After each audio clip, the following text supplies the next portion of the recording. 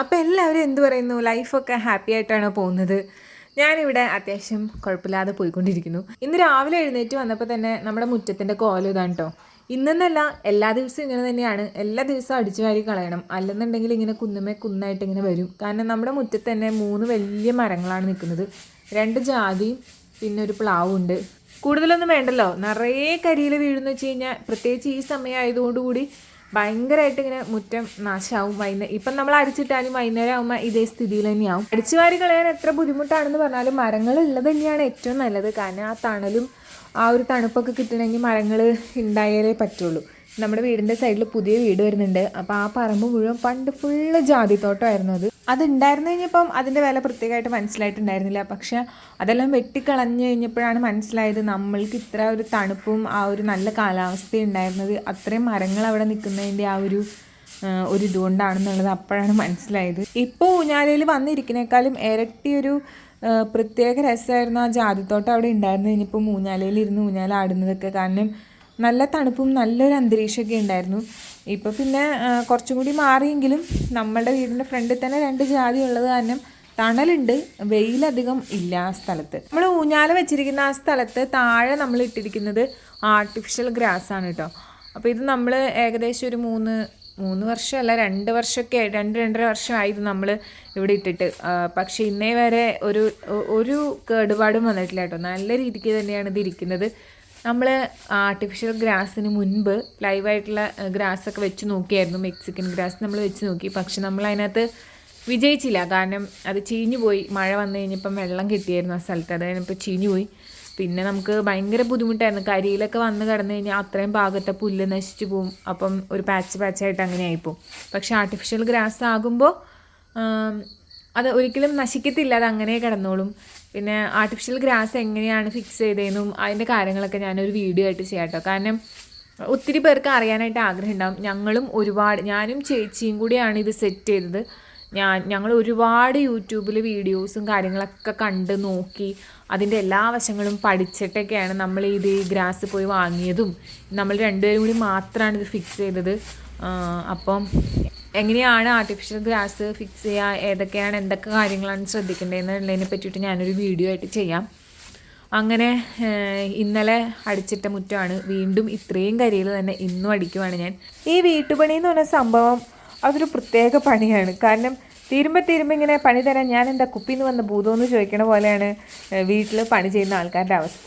അപ്പോൾ അതൊക്കെ പോട്ടെ, ഒരു വീടാകുമ്പം പണികളുണ്ടാവും, അത് ചെയ്തല്ലേ നിവൃത്തിയുള്ളൂ. പിന്നെ നമുക്കിടെ വീടും പരിസരവും നമ്മൾ തന്നെയാണ് വൃത്തിയാക്കി ഇടേണ്ട ആൾക്കാർ. എന്തായാലും നമുക്ക് നമ്മുടെ വീടിന് ചുറ്റും ഒരുപാട് പണികൾ ബാക്കി കിടക്കുന്നുണ്ട്. കാരണം ഒരുപാട് പുല്ലും കാര്യങ്ങളൊക്കെ വളർന്നിട്ടുണ്ട്. മഴയൊക്കെ കഴിഞ്ഞ് കഴിഞ്ഞപ്പം പിന്നീട് നമുക്കതൊന്നും ഒരാളെ വിളിച്ച് ചെത്തിച്ച് വൃത്തിയാക്കിക്കാനൊന്നും പറ്റിയില്ല. അപ്പം അതൊക്കെ നമുക്കിനി കിടക്കുന്നുണ്ട്. പണിക്ക് ആളെ കിട്ടുന്നില്ല എന്നുള്ളതാണ് ഏറ്റവും വലിയ ബുദ്ധിമുട്ടിപ്പോൾ. അങ്ങനെ എൻ്റെ മുറ്റടി കഥയൊക്കെ പറഞ്ഞ് ഇത്രയുമേ ആയി. നമുക്ക് എല്ലാവർക്കും ഉണ്ടാവില്ലേ നമ്മുടെ വീട്ടിലെ ഒരു ഫേവറേറ്റ് സ്ഥലം. അതുപോലെ ഒരു സ്ഥലമാണ് എനിക്ക് ഈ ഊഞ്ഞാലയും ഈ പരിസരവും. ഒരുപാട് സമയം എനിക്കിവിടെ ഇരുന്ന് ചിന്തിക്കാനും പിന്നെ ഇവിടെയാണ് എൻ്റെ ഒരു ഇഷ്ടപ്പെട്ട സ്ഥലം. ഇവിടെയാണ് എനിക്ക് ഫ്രീ ടൈം എപ്പോഴെങ്കിലും കിട്ടുകയാണെങ്കിൽ എന്നെ ഇവിടെ നോക്കിയാൽ മതി, ഞാനിവിടെ ഉണ്ടാവും. അങ്ങനത്തെ ഒരു സ്ഥലമാണ് എനിക്കിത്. അപ്പോൾ ഇവിടെ എത്രത്തോളം മനോഹരമാക്കാമോ, എത്രത്തോളം വൃത്തിയാക്കി ഇടാമോ അത്രയും ഞാൻ എപ്പോഴും ശ്രദ്ധിക്കാറുണ്ട് കേട്ടോ. പിന്നെ ആർട്ടിഫിഷ്യൽ ഗ്രാസ് ആയതുകൊണ്ട് തന്നെ നമ്മളിങ്ങനെ കരിയിലൊക്കെ അടിച്ചു വാരി പെറുക്കി കളയണം എന്നൊന്നും നിർബന്ധമൊന്നുമില്ല. നമുക്ക് ചെരുപ്പിട്ട് തന്നെ ആർട്ടിഫിഷ്യൽ ഗ്രാസിൻ്റെ ചവിട്ടി നടന്നാലും നശിക്കത്തൊന്നുമില്ല. കാരണം നമ്മൾ ഓൾറെഡി ആർട്ടിഫിഷ്യൽ ഗ്രാസ് ചെയ്ത് കഴിഞ്ഞപ്പോൾ അതിൻ്റെ ഉള്ളിൽ ഗ്രാസ് ഇതേപോലെ പച്ചപ്പ് ഗ്രാസ് ഇട്ടതിന് ശേഷം നമ്മൾ കംപ്ലീറ്റ് എംസാൻഡ് തട്ടിയിട്ട് ഇങ്ങനെ ഫുൾ അതിൻ്റെയൊക്കെ ഇങ്ങനെ ആക്കി കൊടുത്തിട്ടുണ്ടായിരുന്നു. അതുകൊണ്ട് തന്നെ ഈ പുല്ല് നമ്മൾ നടക്കുമ്പോഴൊന്നും അങ്ങനെ ചെരിഞ്ഞും മറിഞ്ഞും അല്ലെങ്കിൽ നശിച്ച് പോകുമൊന്നുമില്ല. ഒരുപാട് വർഷം ഗ്യാരണ്ടി ഉണ്ടാവും ഇതിന്.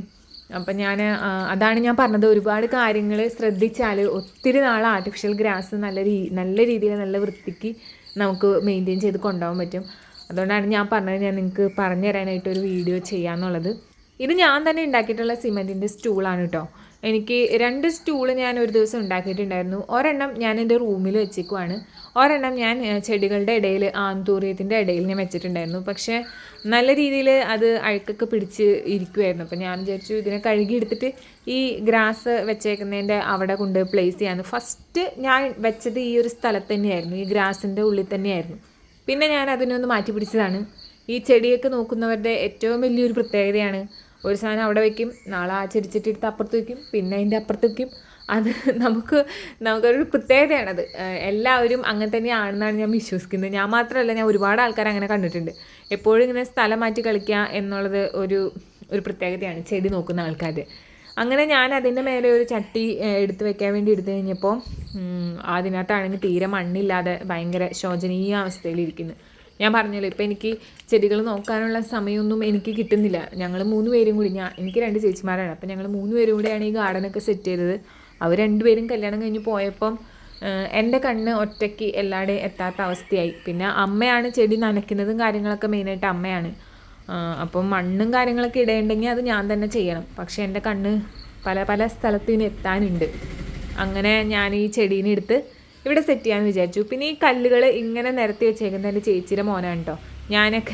ഞാൻ അടയ്ക്കാമരത്തിന് ചുറ്റും അങ്ങനെ നിരത്തിയേക്കണം കഴിഞ്ഞപ്പം അവന് പറ്റുന്ന പോലെ അവനും അവിടെ ഇവിടെയൊക്കെ നിരത്തി വെച്ചുകൊണ്ട് പോയി. ഞാനതൊക്കെ എടുത്തിട്ട് ഈ ചെടിച്ചട്ടി ഒന്ന് സെറ്റ് ചെയ്യാൻ കേട്ടോ. എനിക്കറിയാം ഈ ചെടിച്ചട്ടി കാണാൻ വലിയ ഗ്ലാമറൊന്നും ഇല്ലെന്ന്, പക്ഷേ തൽക്കാലം നമ്മുടെ കയ്യിലുള്ളത് വെച്ച് നമുക്ക് അഡ്ജസ്റ്റ് ചെയ്യാം. എനിക്ക് കുറച്ച് ചെടിച്ചട്ടികൾ വാങ്ങാനും നോക്കി സെലക്ട് ചെയ്തൊക്കെ വാങ്ങാനൊക്കെ ആഗ്രഹമുണ്ട്. എപ്പോഴെങ്കിലുമൊക്കെ സമയമാണ് നമ്മുടെ പ്രശ്നം. അപ്പോൾ എപ്പോഴെങ്കിലുമൊക്കെ സമയം കിട്ടുമ്പോൾ വാങ്ങണം. വീക്കെൻഡ്സ് ആണ് ആകെ നമുക്ക് അവധിയായിട്ട് നമുക്ക് ഫ്രീ ടൈമായിട്ട് കിട്ടുന്നുള്ളൂ. പക്ഷേ വീക്കെൻഡ്സിലും ഇതേപോലെ വീഡിയോസ് എടുക്കണം, നമുക്ക് എഡിറ്റ് ചെയ്യണം, എല്ലാം എടുത്ത് കുറേ വീഡിയോസ് എടുത്ത് നമുക്ക് സ്റ്റോർ ചെയ്ത് വെക്കണം. എല്ലാ ദിവസവും നമുക്ക് വീഡിയോസ് അപ്ലോഡ് ചെയ്യണമെങ്കിൽ എല്ലാം വീക്കെൻഡ് ആണ് നമ്മുടെ കയ്യിലുള്ളൂ. അപ്പോൾ വീക്കെൻഡ്സൊക്കെ പുറത്തേക്കൊക്കെ പോയി കഴിഞ്ഞാൽ തീർന്നു. അപ്പോൾ ഇങ്ങനെ വീഡിയോസ് ഒന്നും എടുക്കാനായിട്ടുള്ള സമയം കിട്ടില്ല. അപ്പോൾ നമ്മൾ പറ്റുന്ന പോലെയൊക്കെ ഇതൊക്കെ സെറ്റ് ചെയ്ത് വെച്ചിട്ടുണ്ട്. ഒന്നുകൂടെ പെയിൻ്റൊക്കെ അടിച്ചാലാണ് സ്റ്റൂളൊക്കെ നല്ല ഭംഗിയിൽ വരുള്ളൂ. അപ്പോൾ ഞാൻ എൻ്റെ പണിയൊക്കെ രാവിലത്തെ കുറച്ച് പണി ഇതൊക്കെ കഴിഞ്ഞ് ഞാനൊരു ചായയൊക്കെ കുടിച്ച് ഒന്ന് വിശ്രമിക്കാൻ വേണ്ടി നമ്മുടെ ഊഞ്ഞാലയിൽ വന്നിരുന്നാൽ പിന്നെ എനിക്ക് ഇത്രയും പീസ്ഫുൾ ആയിട്ടുള്ളൊരു സ്ഥലം ഇല്ലാത്തതുകൊണ്ട് ഒരുപാട് എൻജോയ് ചെയ്താണ് ഞാൻ അവിടെ വന്നിരിക്കുന്നത്. ഇപ്പം അത്യാവശ്യം സമയം ഒരു 7:30, രാവിലെ 7:30 സമയമൊക്കെയാണ്. ഒരു 6:45, 7 മണിയൊക്കെ ആണെങ്കിൽ നല്ല രീതിയിൽ കിളികളുടെ ഒച്ചയും കാര്യങ്ങളൊക്കെ ആയിട്ട് കുറച്ചും കൂടി രസം ഉണ്ടാവട്ടെ അതൊക്കെ കേട്ടിരിക്കാനായിട്ട്. പിന്നെ ഇവിടെ ഇരുന്ന് കഴിഞ്ഞാൽ അത്യാവശ്യം എല്ലാ ദിക്കിലേക്കും നമ്മുടെ കണ്ണകത്തും റോട്ടിൽ കൂടെ പോകുന്ന വണ്ടികളും രാവിലെ ജോലിക്ക് പോകുന്ന ആൾക്കാരും എല്ലാം ആയിട്ട് ഞാനിങ്ങനെ അതൊക്കെ നോക്കി എൻജോയ് ചെയ്തിരിക്കും. പിന്നെ ഇവിടെ ഇരിക്കുമ്പോഴാണ് ഞാൻ ചെടിത്തോട്ടത്തിലേക്ക് നോക്കുമ്പോൾ പല സംഭവങ്ങളും അലങ്കോലപ്പെട്ട് കിടക്കുന്നതും അത് ശരിയാക്കണം ഇത് ശരിയാക്കണം എന്നൊക്കെ എനിക്ക് ചിന്ത വരുന്നതൊക്കെ ഇവിടെ ഇരിക്കുമ്പോഴാണ്, ഇവിടെ ഇരുന്ന് കാണുമ്പോഴാണ് ഞാൻ എല്ലാം ഓർക്കുന്നത്. അങ്ങനെ ഇന്നത്തെ കാര്യങ്ങളൊക്കെ അവസാനിച്ചു. പക്ഷേ മെയിൻ പണി തുടങ്ങാൻ പോകുന്നുള്ളൂ. ഞാൻ എൻ്റെ വർക്കിലേക്ക് കടക്കാൻ പോവാണ്. അപ്പം നേരത്തെ കണ്ട മുറ്റവും ഇപ്പോൾ കണ്ട മുറ്റവും തമ്മിൽ നല്ല വ്യത്യാസമുണ്ടല്ലേ. ഇങ്ങനെയൊക്കെ കിടക്കുമ്പോഴാണ് നമുക്കൊരു സന്തോഷവും സമാധാനമൊക്കെ ഉണ്ടാവുക. അപ്പോൾ എല്ലാവരും ഹാപ്പി ആയിട്ടിരിക്കട്ടോ.